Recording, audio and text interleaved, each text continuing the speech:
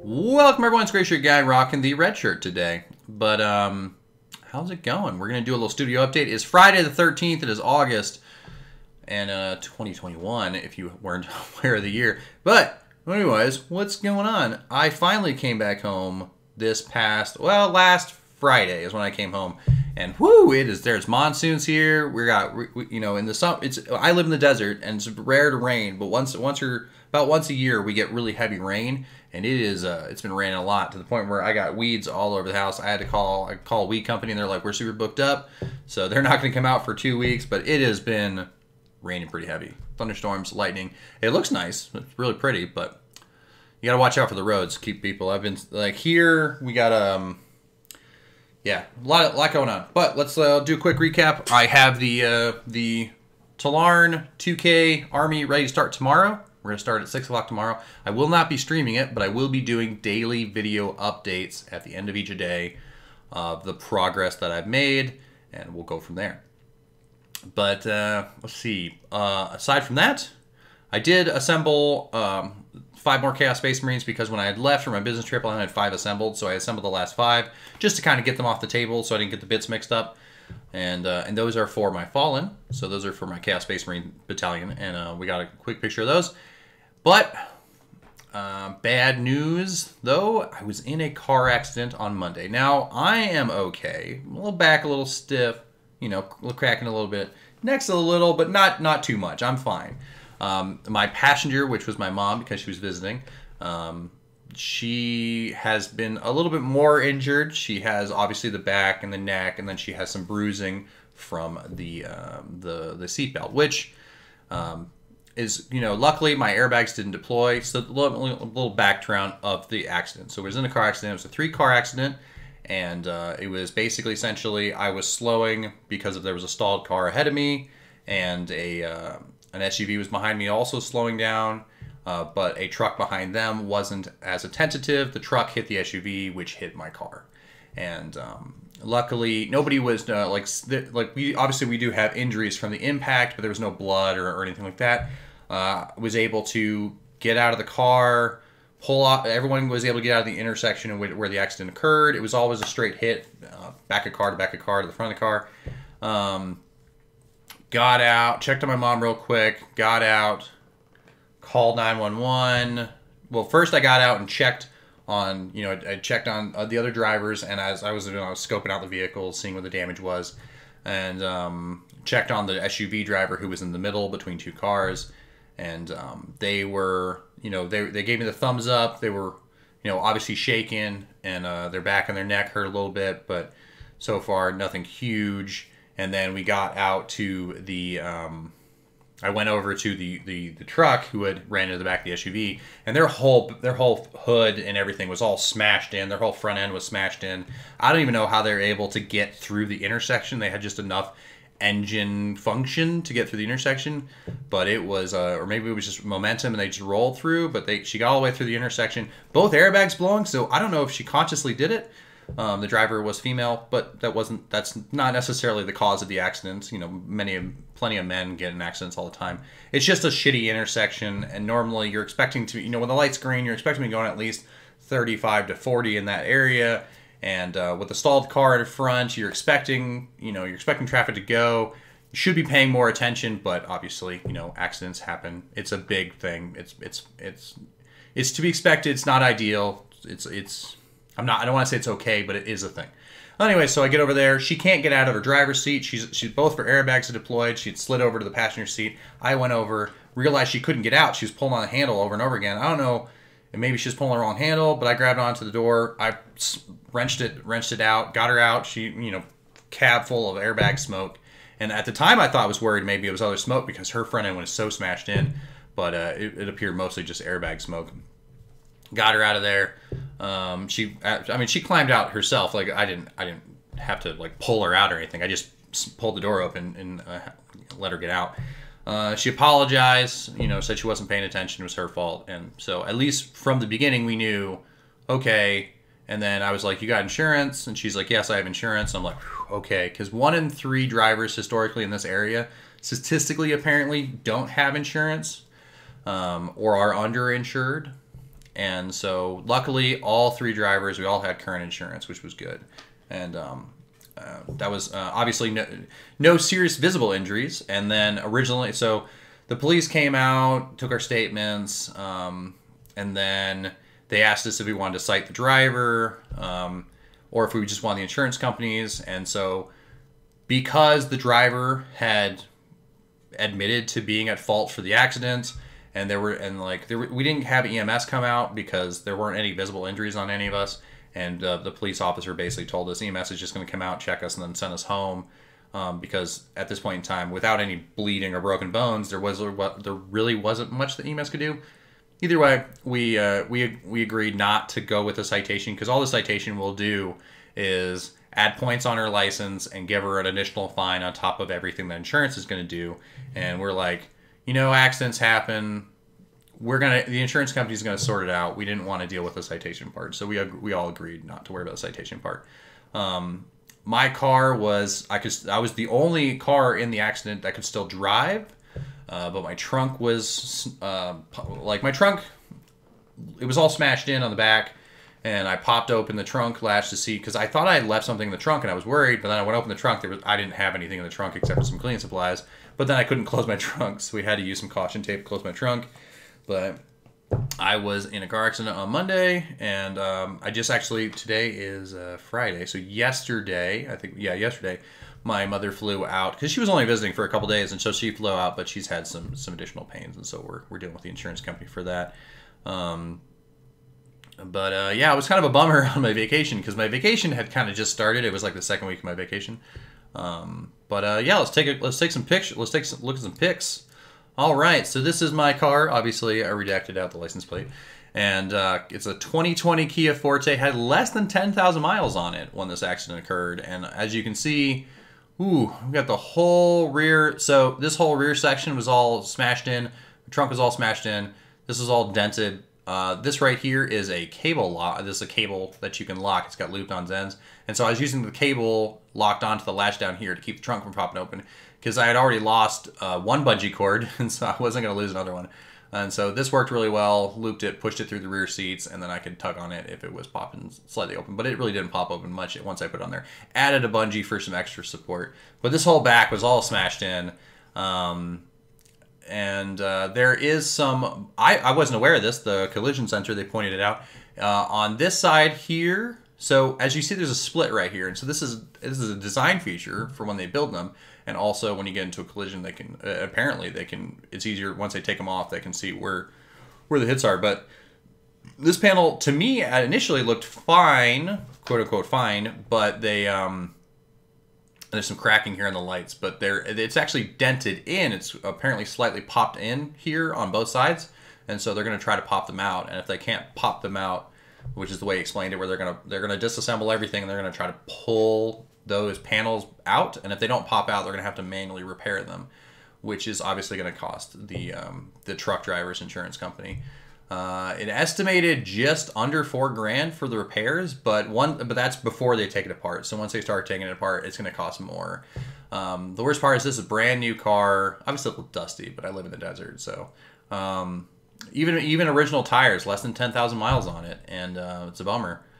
Hopefully they can match the paint and get everything repaired. It's going to be about 3 weeks. They gave me a rental, and when I went to go, the insurance company paid for the rental, and then it turns out that I either still have to pay for the rental's insurance through the rental company, or I have to use my insurance, which is the same. Now my insurance company that I have, they cover they cover rental cars. So I was like, we'll just use my insurance. It seems weird that the Enterprise where I got my rental car from, it seems weird that the insurance company of the truck driver wouldn't cover the rental car cost and the rental car's insurance, which is what I would expect them to, but they didn't. They only covered the rental cost, which is all right.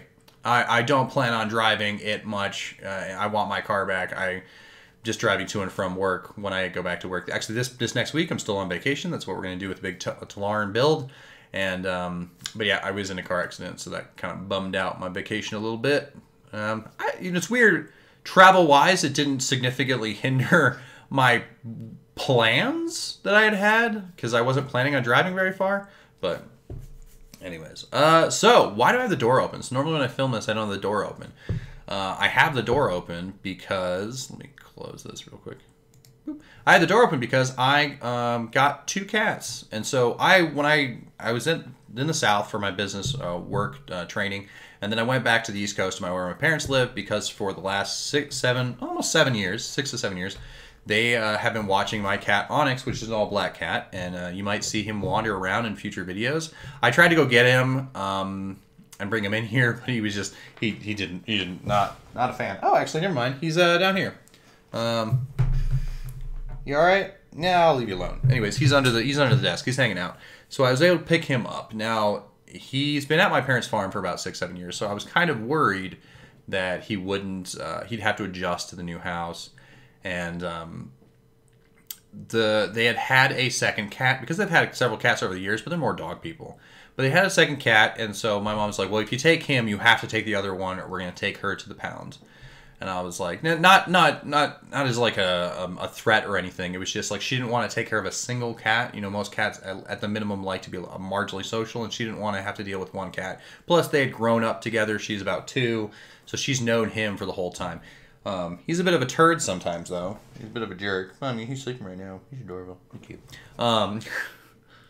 But they've been together, so I agreed to take both cats. Now, we had to fly them because driving them would have cost at minimum $1,400 for the rental car plus hotels and gas and everything. That would have been a little bit more expensive than I wanted to pay for. We flew Southwest, which I've never flown Southwest before. And one, I really like Southwest. For under $700, I got 2 business class tickets, which business class just basically allowed you to board first or board early. And I got lucky and I got to board within the first 15 people row. Yeah, Southwest was fine. The leg room was perfectly fine. The whole plane is essentially coach, but I still think there's more leg room than a traditional coach because I've flown in coach before, and I feel like Southwest had maybe 2-3 inches extra leg room. And they were one of the few airlines that, one, let you take your pet carry-on, which most do, but they didn't require vet shot records or anything. Now, now they're up on their shots and records for now. I do have to bring them in when I get my car back into a local vet. I have to find we have so many vets in this town. I just gotta pick one, and I do have to bring him in for rabies in the winter, and I do need to bring her in, but I do need to get their chips updated with their location because they do have chips on them. I need their addresses updated. But aside from that, they are healthy and happy. And Southwest, I was able to fly them carry-on, and it was really simple. I mean, I don't want this to be an advertisement for Southwest, but the first time I've ever flown with animals, and they had no problems. I had to take him out just to get through security. He was fine, and it was weird because they were kind of crying the whole way to the airport. I did give him some the vet prescribed some motion sickness pill to help them out, and they were from 2 flights from the East Coast to the Midwest to Chicago, and then from Chicago to here. They didn't cry much. The only time they cried is when we were landing here. The plane was doing a lot of turns to line up with the runway, and my cat was like, all right. I'm like the 2-year-old. She was a little bit not having it. But yeah. Oh, of course I have to contend with cat hair and everything.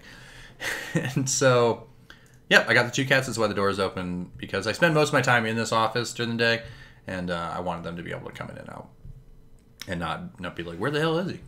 But so I got those, and yeah, let's kind of get on to some more Warhammer related pictures. All right. So I finished this Chaos Space Marine group up before I went on my business trip. I had 5 of them done, and I just finished up the other 5. They were just standard bolter guys. And obviously got the Mark III helmets. Everyone is saying that they're like great Iron Warriors, and I was like, yeah. Except for they're not Iron Warriors. They're just going to be Chaos Space Marines that are going to actually be painted black, not painted silver, because they're going to be not Alpha Legion. Is it Alpha Legion? I can't remember. Black Legion? I forget what they call them. The standard Abaddon, the Abaddon one, whatever that one is. or I'm just, well, so the main reason I'm going to be painting them black is because they're going to be part of my Fallen army, and I want them to match the same color scheme as the Horus Heresy Dark Angels, which is black and silver and red and tan, I think. And so I'm going to be painting them up like that with a little bit more. So normally you would like bronze up these shoulder pads and like bronze or gold up this. It's all going to be just silver and black. So it's going to, so the main weapon or the main armor is going to be very black and very silver. But then I'm going to accent it with all these little features that are all through here. But I like the Mark III helmets because I was using the Mark III armor and everything that you've probably seen in previous episodes. I've been using that for the 3 units of Fallen in the Elite slot for the Vanguard attachment, and I used the Mark III Dark Angel heads from Forge World, and so I had these Mark III heads left over, or the Legion heads from Forge World, and I had the Mark III heads left over in the box, and I didn't like the Chaos Space Marine heads so much, and I was like, let's change them up. As I put them on there, they're going to be black, but everyone's like, oh, these look really good as Iron Guard, which I mean, I can see them. I can see them as great Iron Guard as well, but for me, they're just gonna be black. All right, moving on. Oh, hold on 1 second. Click. Oh, there we go. All right, so this is the main feature. So we have the Tallarn, the Desert Raiders, obviously the Desert Scorpions. We are going to be using Victoria miniatures models for these, made of resin, and some of their little tank crew characters. So we have 2 Demolisher tanks. They're going to be with the Demolisher Battle Cannon. Or 2 tank commanders with Demolisher Battle Cannon, Multi-Melta Sponsons, and Heavy Bolter on the hull mount, and then Heavy Stubbers, I believe. And then we have 3 Chimeras with Heavy Bolter turret, Heavy Bolter hull, Heavy Stubber, and Hunter Killer Missile. And then we have 6 Basilisks. I think they're just going to be Heavy Bolter Basilisks. I don't know if I put Heavy... I think I might have put Heavy Stubbers on them. Normally, I like to put Heavy Stubbers and Hunter Killer Missiles on everything, but points-wise, it didn't really fit. And then we have 1 Manticore. So we have 6 Basilisks, 1 Manticore in the white boxes. And we have 3 infantry squads. I'm going to be building them up. And then we have, with those 3 squads, 2 of them, the sergeants have power sword and bolt gun. And then they have a plasma gun in each squad. And then they have a missile team in each squad. And I'm going to be assembling all the models. So if I want to take the missile team out, I can have them without the missile team, and I can put them in if I want to. And then I have 1 female squad from Victoria Miniatures with the Desert Scorpions, the female sculpts, and which look cool and all. The one thing I noticed in the female sculpt is it doesn't come with a bolt gun. Now, I was at 1996 points for having the power sword and bolt gun combination, and but it have a plasma pistol, so I put the plasma pistol, bumped everything up to 1999, so we'll have 1 infantry squad with the sergeant has a plasma pistol instead of a bolt gun. But same thing, plasma guns in that squad too, and I think it'll look cool. And then we have the 2 tank commanders that will be sticking out of the top of their tanks. And we have the Captain Laura Swift model right there. She is going to be a platoon commander. So this is what we're doing. And obviously with resin models. So I don't really know if this is 100% accurate with Victoria Miniatures. I know this is very common with resin models where they still have some of the resin release agent on them. But I don't know. I feel like maybe these had been cleaned because I didn't really see a whole lot of agent in the water. But I washed them anyway, so we put them in a little bit of soapy, just a little bit of dish soap, just a little squirt dish soap, and then a toothbrush, and I dunked it in the resin, and gave them a quick little scrub, and they're all drying out, and they're ready for me to start on them in the morning, and that is where we're at. Hope you have enjoyed the update, and I am probably going. Oh, I'm gonna do a quick little talk. I used to do a lot of World of Warcraft content, and I don't think I mentioned this recently on another episode. I'd have to go check, but if I didn't, I used to do a lot of World of Warcraft content, and recently with the whole thing going on with Blizzard, I canceled my subscription mostly because I'm back and I've been doing a lot of Warhammer, and so I haven't really been playing a lot. And I canceled my subscription mostly because a game I'm not playing, which I was paying for Zygor guides, which I really do like Zygor guides. I was paying for them, and it's about $100, or it's about $90-ish a year. And then obviously I was paying for my sub, which is about $80 every 6 months. And I canceled the sub mostly for money reasons. I was like, why am I paying for a game if I'm not playing it? The controversy aside, obviously the conduct that's coming out in the reports, that's not professional conduct at work. Now, am I going to stop playing the game? I don't know, because I started leveling. I took all my add-ons out, and I was just playing base game a little bit earlier. And I'm like, I'm going to level a dwarf warrior all the way to... I tried doing it. So originally I was like, I'm going to level a undead warrior in TBC Classic. And just not a fan, just not a fan of TBC Classic. I don't know what it is. Like, Classic to me, just 1 to 60 was a great idea. And then when they released TBC Classic, I was like, well, I mean, TBC was my expansion. That was the expansion that I got to max level, did all the raids. I think I skipped one of them. There's one raid I didn't do, the Underwater Sea Raid with Lady Vashir, I think it was. I didn't do the Serpent Shrine Cavern. That's the only one I didn't do. And I really enjoyed Burning Crusade. And then I also really liked Wrath. But I think I did more raiding in Burning Crusade than I did in Wrath. And I think I did more raiding in WoD, actually. But either way, so I do enjoy TBC, but the leveling experience in Classic TBC is just not fun.